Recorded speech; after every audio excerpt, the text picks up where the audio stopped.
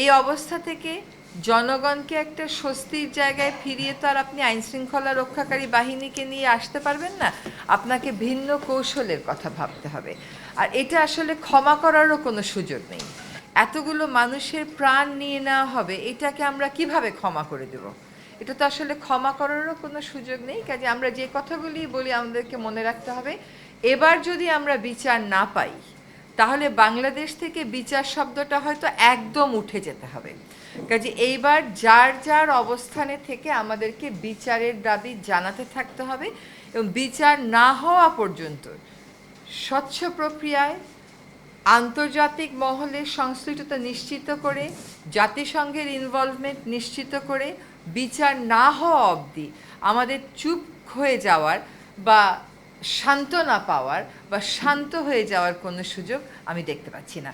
একটা সুযোগ নিয়ে একটু কথা বলে ফেলি। আমরা গত পরশুদিন এখানে আপনাদের মুখোমুখি হয়েছিলাম। সেখানে আমরা বলেছিলাম যে 24 ঘন্টার মধ্যে সমন্বয়কদেরকে না ছাড়লে আমরা কর্মসূচি দেব। তো আজকে আমরা 2:30টার সময় ডিবি কার্যালয়ের সামনে মানববন্ধন করব। আসলে এটা একটু সময় নিয়েছে, কারণ আমরা ভেবেছিলাম যে অন্য প্রক্রিয়ায় হয়তো ছাড়া হয়ে যেতে পারে, কিন্তু দুর্ভাগ্য আমরা দেখলাম যে নিরাপত্তার নাম করে 6 জন সমন্বয়ককে আটকে রাখা হয়েছে। নিরাপত্তা যদি দিতেই হয় তাহলে বাসায় রেখে নিরাপত্তা দেবে। আপনি নিরাপদ বোধ করবেন আপনার মার কাছে, বাবার কাছে, বিশেষ করে যখন আপনি এর আগেও আপনাকে উঠিয়ে নেওয়া হয়েছে, আপনাকে আহত করা হয়েছে, আপনি আহত হয়েছেন, কেউ একজন বলছে তাকে বারবার ইনজেকশন দিয়ে তার জ্ঞান চলে যাচ্ছিল। সেরকম সময় আপনাকে একটা রুমের মধ্যে আবদ্ধ রেখে দিলে আপনি কেমন করে নিরাপদ বোধ করবেন? এই নিরাপত্তার সংজ্ঞা কে দিল?